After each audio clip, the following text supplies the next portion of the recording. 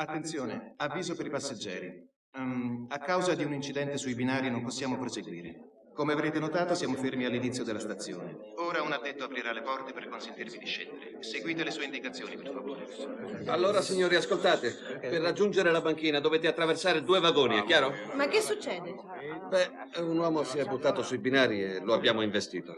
Mi raccomando, appena sarete sulla banchina, avviatevi in fretta verso l'uscita. E vi consiglio di non guardare i binari. Il corpo di quell'uomo è tagliato in 2. Su, avanti, fate presto. Andiamo. Prego, signori.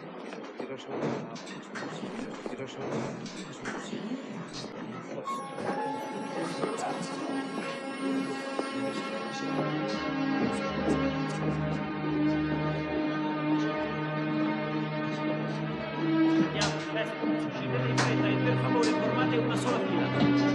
Andiamo, avanti, senza guardare i binari, signori, non c'è niente da vedere. Per favore, non perdete tempo. Uscite da quella parte, là in fondo. Che è successo? Un uomo si è buttato sui binari. Non guardate verso i binari. Avanti presto, Per favore, non toccate niente. e non guardate i binari, per favore!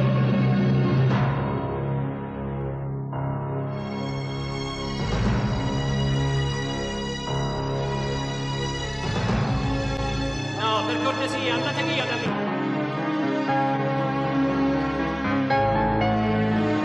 Andiamo, per favore, non siate morbosi, signori.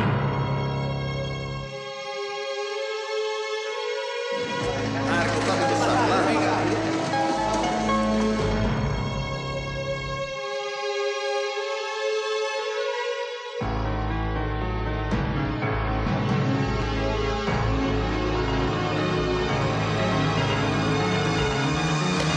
Per favore, venga via. Allontanatevi tutti. Forza, andate verso l'uscita senza perdere tempo, signori, vi prego.